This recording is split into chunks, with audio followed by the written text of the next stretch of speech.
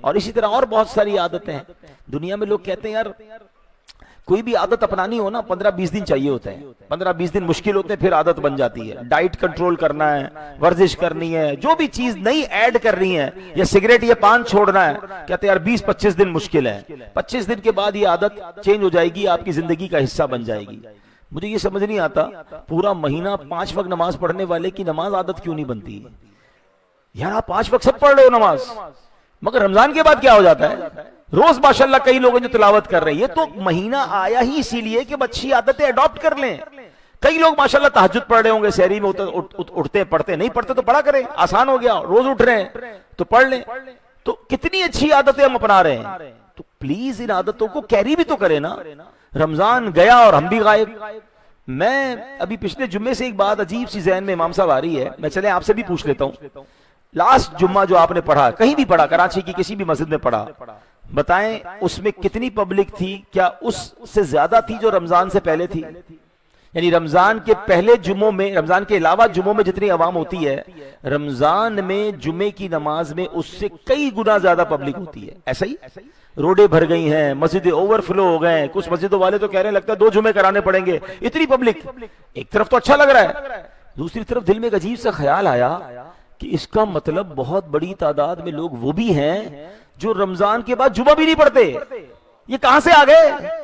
پیدا تو نہیں ہو گئے, زمین سے تو نہیں نکلے, یہی ہمارے محلے میں رہتے ہیں, مگر رمضان کے علاوہ یہ جمعہ بھی نہیں پڑھتے. ورنہ تو جمعے میں ہاؤس فل کیسے ہو گیا, روڈ پہ پبلک آ گئی ہے. پلیز, یہ کیسی مسلمانی ہے, یہ کیسا ایمان ہے کہ رمضان گیا اور ہم بھی غائب. یہ مسجدیں ہو سکتا ہے کہتی ہوں گی بھائی کہ رمضان تو چلا گیا, مسلمان کہاں چلا گیا؟ ہم پہ کیا صرف رمضان میں نماز فرض ہے؟ ایکچولی میرے پیارے بھائیوں, ہمیں تو رمضان پریکٹس کروانے آیا ہے. قرآن کہتا ہے تم پر روزے اس لیے فرض کیے گئے لعلکم تتقون, تاکہ تم تقوی اختیار کرو. ہمیں سٹرونگ کرنے آیا رمضان, مقابلہ کروانے کی تیاری کروانے آیا. دیکھیں کتنی بڑی مہربانی, شیطان بند ہے, آپ سارے مسجد میں ہیں. آسان ہے نا عبادت کرنا, تراویح میں بھی آ رہے ہیں, رات کو بھی کہیں بیان ہوتا ہے تو پہنچ جاتے ہیں, تو اچھی بات ہے. لیکن یہ سب چیزیں کیری کرنی ہے. اصل مقابلہ تو رمضان کے بعد ہونا ہے. دنیا میں کیا ہوتا ہے, کسی سے بڑا مقابلہ ہو تو لوگ پریکٹس کرتے ہیں نا کہ یار نیٹ پریکٹس کرو پھر فائنل مقابلہ ہوگا. اللہ کے بندوں, 1 مہینہ شیطان کو بند کیا, ہمارے لیے اجر بڑھا دیا نیکیوں کا, تاکہ سٹرونگ ہو جائیں, اسپرچولی روحانی سٹرونگ ہو جاؤ, تاکہ اب رمضان جائے, شیطان آئے تو ہم کہیں شیطان کو کہ اے شیطان تجھے جو کرنا ہے کر لے, ہم تیرے نہیں, ہم رحمان کے بندے ہیں. مگر انڈیلیبریٹلی کہتے تو نہیں ہے زبان سے, مگر سچ بتاؤ پیغام یہ نہیں جا رہا ہوتا جیسے ہی چاند نظر آتا ہے. مغرب میں اگر اعلان ہو جائے نا, مغرب کے بعد تراویح سے پہلے کہ رمضان عید کا چاند نظر آ گیا ہے, تو عشاء میں نماز آدھے نمازی بھی نہیں ہوں گے. لا حول ولا قوت الا باللہ. یعنی ہم شیطان کو کیا یہ پیغام نہیں دیتے کہ اے شیطان جب تک تو بند تھا ہم تیرے, ہم اللہ کے بندے ہیں, تو کھلے گا تو بس پھر تیرے ساتھ رہیں گے. آپ سوچیں یہ کیسا عجیب سا میسج ہم دے رہے ہوتے ہیں. پلیز اس رمضان کو ایسے مت کیجئے گا. رمضان کو روک نہیں سکتے ہم, اول تو جتنی آخری راتیں رہ گئی ہم نے عبادت میں گزارنی ہے, لیکن ہمیں اللہ سے یہ وعدہ کرنا ہے کہ اللہ تو ہم, اللہ ہی مدد کرے گا, اللہ سے مدد بھی اللہ سے ہی مانگیں گے, مگر اے مولا ہمیں رمضان کے بعد بھی نمازی بنائے رکھنا, رمضان کے بعد بھی عبادت کرنے والا بنائی رکھنا ہے, اللہ حرام سے بچائی رکھنا. وہ کریم ہے, وہ مدد کرے گا, لیکن آپ بھی تو نیت دکھائیں نا. یہ پہلے جو رمضان کے بعد عید کے 3 دن ہوتے ہیں نا, اصل طوفان یہ ہوتا ہے. شیطان چونکہ 30 دن کے بعد آیا ہوا ہوتا ہے, فل بھرا ہوا ہوتا ہے, کہتا ہے بھائی 3 دن میں ان سے اتنے گناہ کرواؤ کہ ان کی ساری روحانیت برباد کر دو. آپ پہلے تو ایک نیت کریں. یہ امیر اہل سنت ہے نا, بانی دعوت اسلامی ہے, کمال کی شخصیت ہے. انہوں نے کچھ عرصہ پہلے اعلان کیا امام صاحب 3 دن عید کے دن میں قافلے میں جانا ہے, چاند رات کو قافلے میں. میں نے سوچا یار یہ حضرت صاحب بھی کمال ہی ہیں, مطلب پہلے اعتکاف کروایا, اب کہتے ہیں عید بھی نہیں منانی, قافلے میں جانا ہے. عید تو بندہ موج کرے, لیکن بڑوں کی باتیں بعد میں سمجھ آتی ہیں. پھر سمجھ آیا کہ جس بندے نے یہ 3 دن گناہ سے بچ گیا نا, کیونکہ یہ 3 دن تو سیلاب آتا ہے نا گناہوں کا, ہر بندے کو کوئی سنیما بک ہو رہے ہیں, تو ڈراموں کی ٹکٹیں بک, ابھی سے رمضان میں بک ہو رہی ہوں گی چیزیں, لا حول ولا قوت. لیکن جو بندہ ان برے دوستوں سے 3 دن بچ گیا, اس کے بعد تو کام کاج کھل جائے گا, لوگ نوکریوں پہ چلے جائیں گے, اسکول میں جائیں گے, کاروبار میں لگ جائیں گے. وہ جو گناہوں کا سیلاب تھا وہ اللہ کے گھر میں گزار لیا. میں نے کہا سبحان اللہ، کیا انداز ہے لوگوں کو بچانے کا. تو اگر واقعی آپ کم از کم ایک نیت کریں، چلے قافلے میں چلے جائیں تو سبحان اللہ، نہیں تو یہ تو وعدہ آج کر لو کہ کم از کم عید کے تینوں دن ساری نمازیں میں نے با جماعت مسجد میں آ کے پڑھنی ہے انشاءاللہ.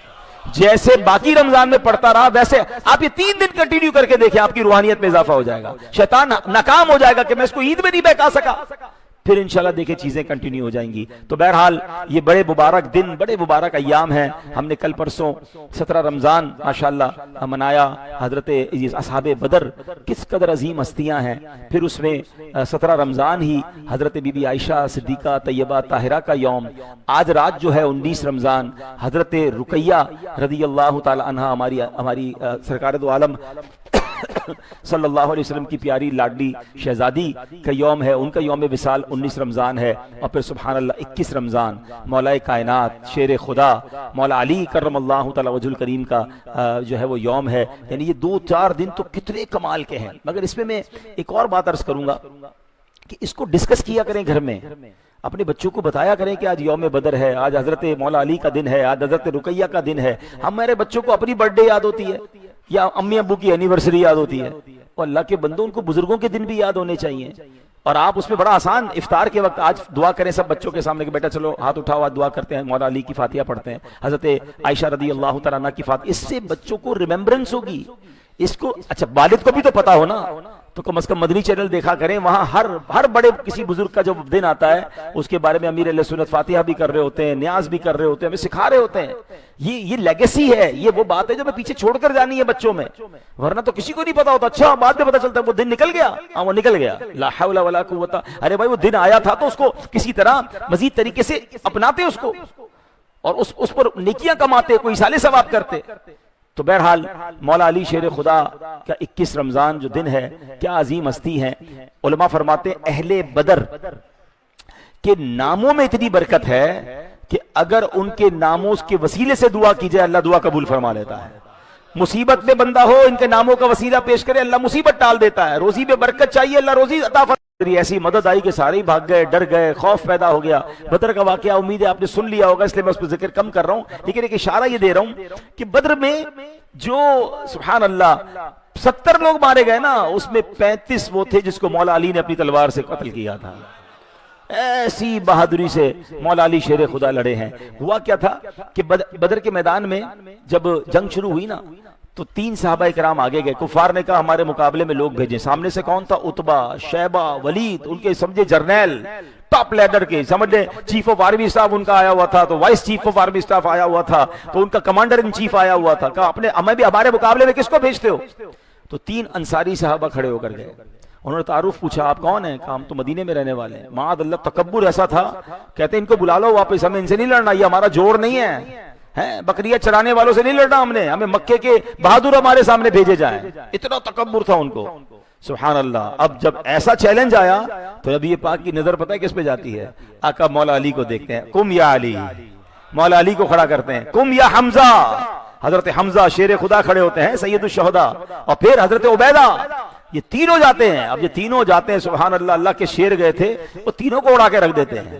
مولا علی کی تو کیا شان ہے. تو یہ الحمدللہ مولا علی جب لڑ رہے تھے نا تو غیب سے آواز آئی، آسمان بدر پر یہ آواز جو گونج رہی ہے، لا سیف الا ذوالفقار واللہ فتح الا علی. اصل تلوار تو ذوالفقار ہے. ذوالفقار یہ وہ تلوار تھی جو مولا علی کو نبی پاک علیہ السلام نے عطا فرمائی تھی، اور وہ آپ کے ہاتھ میں ہے. اور اصل مرد، اصل بہادر تو علی ہے. سبحان اللہ. یہ شان ہے مولا علی شیر خدا کرم اللہ تعالی وجہ الکریم کی. آپ کی ذات پر بیان کرنا ہو تو کئی راتیں کئی دن بھی تھوڑے پڑ جاتے ہیں. ہمارے پاس تو ویسی وقت تھوڑا ہے. 2 باتیں عرض کرتا ہوں. ہوا یہ کہ ایک بار مولا علی شیر خدا اور نبی پاک کہیں تشریف لے جا رہے تھے تو راستے میں ایک بہت خوبصورت گارڈن دیکھا، باغ دیکھا. تو مولا علی نے کہا کہ حضور یہ کتنا خوبصورت باغ ہے. آقا نے فرمایا لک فی الجنت احسن منہا، اے علی جنت میں تمہارے لیے اس سے اچھا باغ ہے. پھر آگے گئے تو اور بیوٹیفل باغ دیکھا کہ حضور یہ تو دیکھیں کتنا خوبصورت ہے. آقا فرماتے علی تمہارے لیے جنت میں اس سے خوبصورت باغ ہے. روایت میں آیا 7 جگہ پر نبی پاک کے ساتھ وہ گئے، 7 باغات کو دیکھا. ہر بار حضور سے کہا حضور باغ تو دیکھیے. آقا فرماتے علی تمہارے لیے جنت میں اس سے افضل باغ ہے، اس سے اچھا باغ ہے۔ ایک بار نبی پاک علیہ السلام نے ایک آیت کریمہ، بڑی پیاری آیت ہے، اللہ قرآن میں فرماتا طوبیٰ لہم وحسن مآب، ان کے لیے خوشی اور اچھا انجام ہے، یعنی ایمان والے اور نیک اعمال کرنے والے جو ہیں ان کے لیے طوبیٰ ہے اور یہ بہترین ٹھکانہ ہے۔ اچھا اب یہ طوبیٰ کیا ہے؟ ابو جعفر رحمت اللہ تعالی فرماتے کہ نبی پاک علیہ السلام کی خدمت میں سوال ہوا، یا رسول اللہ صلی اللہ علیہ وسلم اس آیت میں طوبیٰ کا مطلب کیا ہے؟ فرمایا ایک درخت ہے جس کی جڑیں میرے جنتی محل میں ہیں اور شاخیں جو ہیں وہ تمام جنت کے محلات میں پھیلی ہوئی ہیں۔ اسٹارٹ کہاں سے ہو رہا ہے، اس کی جڑ کہاں ہے؟ نبی پاک کے سبحان اللہ محل میں ہے، اور اس کی شاخیں جو ہیں وہ تمام محلات میں پھیلی ہوئی ہیں۔ اب شاید بہت سو کو اعلیٰ حضرت کا وہ شعر یاد آئے گا، دیکھیں میرے رضا کا امیجینیشن کیسا ہے، کہتے ہیں نعت لکھنی ہے نا تو قلم بنانا ہے، تو قلم کون سی لکڑی کا ہونا چاہیے ہے، کوئی ذکر کس کا ہے، بات کس کی کرنی ہے؟ تو کہتے ہیں طوبیٰ میں جو سب سے اونچی نازک سیدھی نکلی شاخ، طوبیٰ وہ درخت جو نبی پاک کے محل میں لگا ہوا ہے، اور کہتے ہیں مجھے طوبیٰ کی بھی سب سے اونچی نازک سیدھی نکلی شاخ مل جائے، کیوں؟ قلم بناؤں گا اور کیا کروں گا؟ مانگوں نعت نبی لکھنے کو روح قدس سے ایسی شاخ، میں جبریل امین سے کہوں گا کہ اے جبریل وہ طوبیٰ جو ہے نا اس کی جو سب سے اچھی شاخ ہے ذرا وہ لا کے دو، کیونکہ اس سے نبی پاک کی نعت لکھنی ہے۔ کیا بات ہے میرے رضا کی، مگر آگے سنو۔ اب کچھ عرصے کے بعد نبی پاک علیہ السلام سے پھر سوال ہوا کہ حضور یہ طوبیٰ کیا ہے؟ کسی اور صحابی نے سوال کیا تو کہا طوبیٰ ایک درخت ہے جس کی جڑیں جو ہیں مولا علی المرتضیٰ کرم اللہ تعالی وجہ الکریم کے محل میں لگی ہوئی ہیں، اور اس کی شاخیں جنت کے تمام محلات میں جا رہی ہیں۔ تو وہ صحابی بھی موجود تھے جنہوں نے پہلے سوال کا جواب سنا تھا، کہتے حضور کچھ عرصہ پہلے تو آپ نے بتایا تھا کہ اس درخت کی جڑیں جو ہیں وہ آپ کے محل میں لگی ہوئی ہیں، آج آپ فرما رہے ہیں کہ وہ جڑیں یہ سٹارٹ آف دا ٹری جو ہے وہ مولا علی کے محل میں سے ہے۔ اللہ اکبر۔ اب نبی پاک کا جواب سنو اور جانو شان علی کیا ہے۔ آقا فرماتے ان داری و دار علی غدن فی الجنتی واحدہ، فرمایا بے شک جنت میں میرا اور علی کا محل ایک ہی جگہ پر ہوگا۔ ہائے ہائے، وہ جنت میں آقا کے بھی یہاں تو ساتھی ہیں، وہاں بھی نبی پاک کے ساتھی ہیں۔ اللہ تربت مولا علی پر کروڑوں رحمتوں کی بارش نازل فرمائے اور ان کے فیوز و برکات سے ہمیں مالا مال فرمائے۔ مولا علی وہ ہیں جن کی زیارت، جن کے چہرے کو دیکھنا عبادت ہے۔ آقا فرماتے جس کا میں مولا اس کے علی مولا ہے۔ سبحان اللہ۔ تو ہمیں سب صحابہ اور اہل بیت سے پیار اور والہانہ پیار ہونا چاہیے۔ اب یہاں آخری عشرے کی بھی دو تین باتیں کر لیتے ہیں۔ آخری عشرہ بڑا امپورٹنٹ ہے، یاد رکھیے۔ پہلا عشرہ رمضان کا عشرہ رحمت، دوسرا عشرہ جو بس ہم سے جدا ہونے کو ہے، آج انشاءاللہ 19ویں شب ہو جائے گی، اور وہ عشرہ مغفرت ہے۔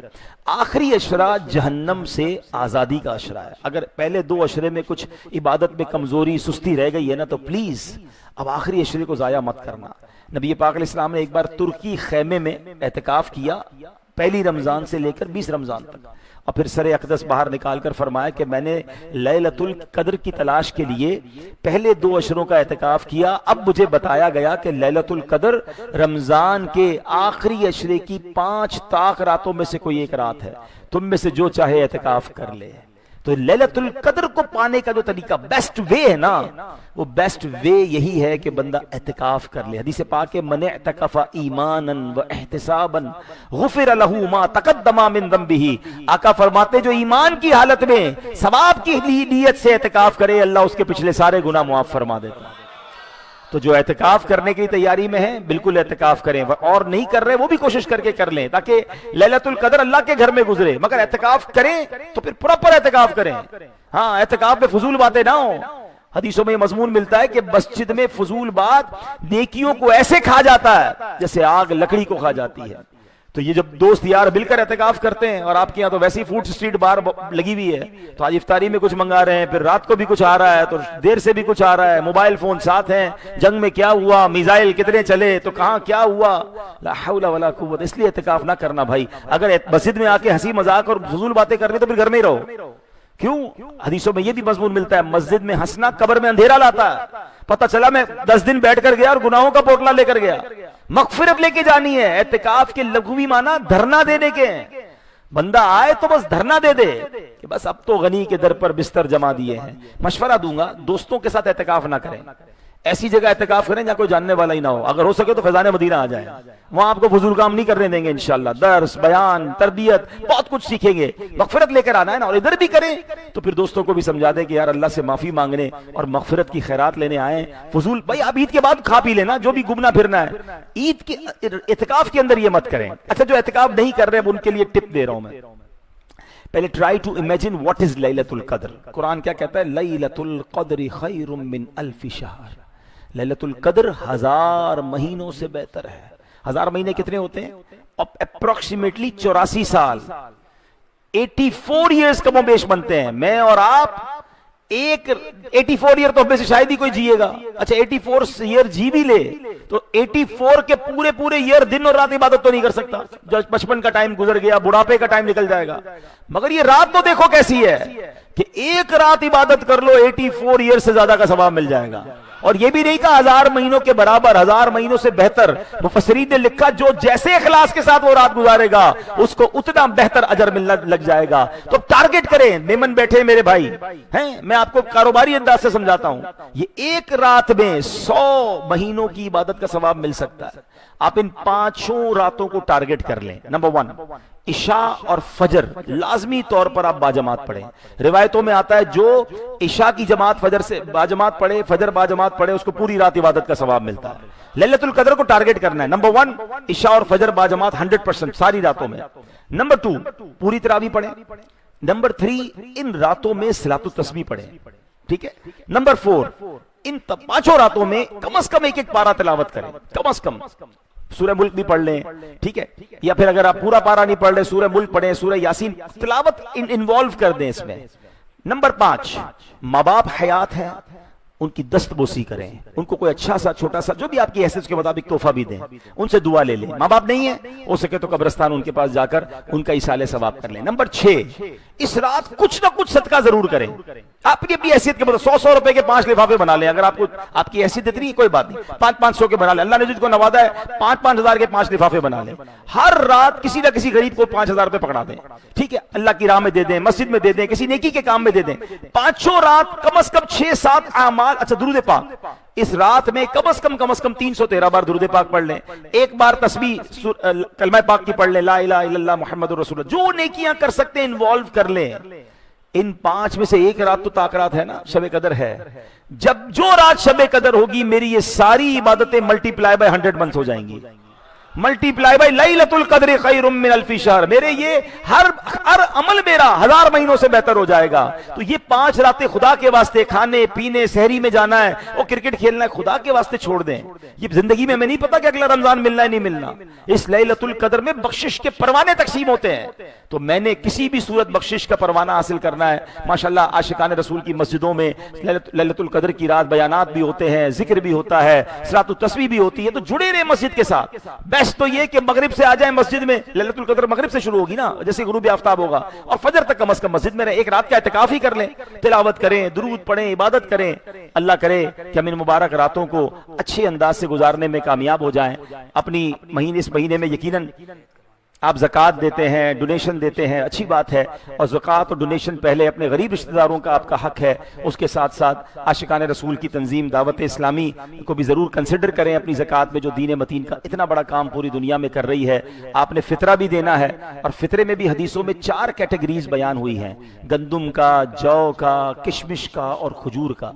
اب جس کو اللہ نے دنیا میں کروڑوں لوگوں سے اچھا بنایا، بہترین سحری افطاری کروائی، عید کے اچھے کپڑے ہم پہنے اور فطرہ لیں سب سے سستا والا، تو ایک مڈل کلاس غریب آدمی فطرہ 300 روپے کا دے، سمجھ آتا ہے۔ جو روز اجوا کھجور سے افطار کر رہا ہے اس کو تو جناب فطرہ بھی اجوا کھجور سے شکرانے کے طور پہ دینا چاہیے۔ تو اپنی حیثیت کے مطابق اس بار آپ نے فطرہ بھی دینا ہے۔